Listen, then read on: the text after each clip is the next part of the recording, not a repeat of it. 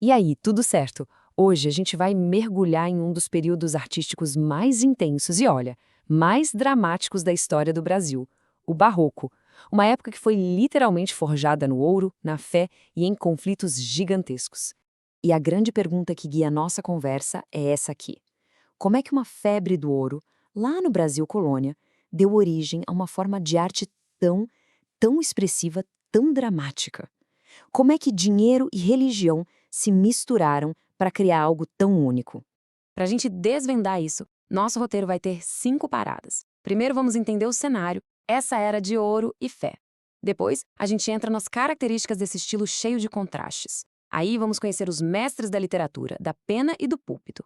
Em seguida, os gênios da arte, da pedra e da cor. E para fechar, a gente discute o legado que o Barroco deixou. Então, vamos lá. Para começar, a gente precisa entender o mundo em que o Barroco brasileiro nasceu. Qual era o clima da época? Olha só, na literatura, o marco zero é lá em 1601, com um livro chamado Prosopopeia. Mas a coisa pega fogo mesmo de verdade, é no finalzinho do século XVII e durante todo o século XVIII. E o combustível para isso? Ouro, muito ouro. E aqui está o pulo do gato, o famoso ciclo do ouro. O açúcar já não estava dando tanto dinheiro e, de repente, Minas Gerais vira o centro de tudo. Essa riqueza absurda que brotava do chão financiou cidades inteiras, igrejas magníficas. Foi o cenário perfeito para a arte barroca explodir.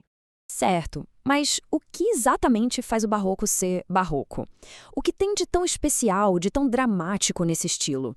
Vamos dar uma olhada nas suas principais características. No fundo, o barroco é a arte do conflito.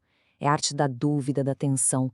Ele captura perfeitamente o dilema do ser humano daquela época, dividido entre o sagrado e o profano, entre a salvação da alma e os prazeres do corpo, entre a lógica da razão e a força da emoção.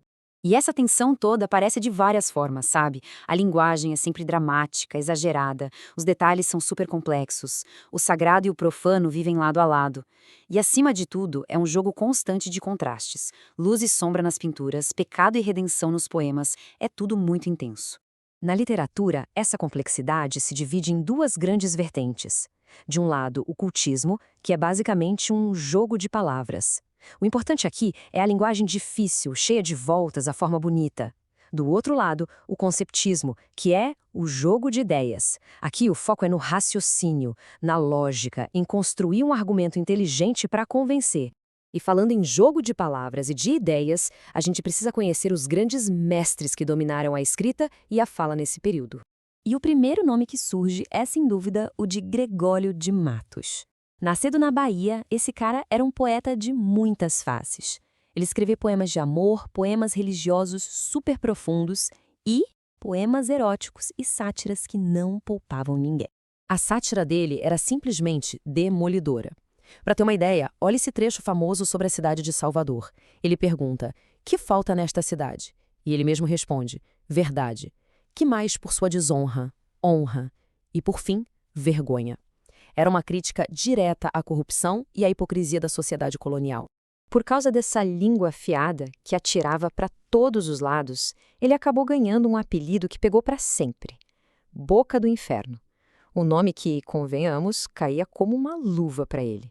Mas do outro lado do espectro, a gente tem o Padre Antônio Vieira. Lembra do conceptismo, o jogo de ideias?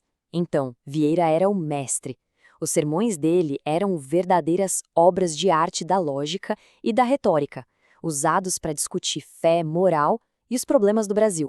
Mas nem só de palavras viveu o Barroco, certo? Vamos agora para a nossa quarta parte para ver como todo esse drama, todo esse conflito ganhou forma na pedra, na madeira e nas cores vibrantes. E quando o assunto é arte barroca no Brasil, um nome é simplesmente incontornável: Antônio Francisco Lisboa, o nosso Aleijadinho. Ele foi o grande gênio do barroco mineiro, um artista completo, cujas obras estão espalhadas pelas cidades históricas de Minas. O mais impressionante no Aleijadinho era a sua versatilidade. Ele dominava tudo. Transformava a pedra-sabão, que é uma pedra maleável, em profetas gigantescos e cheios de expressão. Fazia entalhes delicadíssimos em madeira. Criava altares cobertos de ouro que deixam qualquer um de boca aberta. E ainda por cima, projetava a arquitetura de igrejas inteiras. Um verdadeiro gênio. E o mais legal é que dá para ver esse legado de perto. Existe uma verdadeira Rota do Aleijadinho em Minas. Em Ouro Preto, por exemplo, tem a Igreja de São Francisco de Assis, que é uma obra-prima. Em Congonhas, ficam os famosos 12 profetas em pedra-sabão, que são de arrepiar. E em São João del Rei também tem mais obras dele. E para completar a experiência, para dar cor a essas igrejas de pedra e madeira, entra em cena um mestre Ataíde. Ele era o pintor que muitas vezes trabalhava junto com o Aleijadinho e era o responsável por aquelas pinturas espetaculares nos tetos das igrejas, cheias de cor e movimento, que parecem abrir o céu sobre a gente. Ok, a gente viu tudo isso. Mas e aí? O que ficou dessa história toda? Qual é o legado, o eco que o Barroco deixou e que a gente ouve até hoje? Olha, o ponto mais importante é entender que o Barroco foi muito mais que um estilo de arte importado. Ele foi, na verdade, a primeira grande manifestação cultural com uma cara autenticamente brasileira. Ele pegou o modelo europeu e o reinventou, misturando com materiais locais, como a pedra-sabão, e com uma sensibilidade que era só nossa. Foi ali que a nossa identidade artística começou a nascer. E isso nos deixa com uma última reflexão, uma pulga atrás da orelha, né? Toda essa riqueza, todo esse ouro, todo esse drama na arte, era a expressão de uma fé verdadeira, de uma devoção profunda do povo? Ou será que era uma bela máscara de ouro para esconder as contradições, a violência e a exploração de uma sociedade colonial?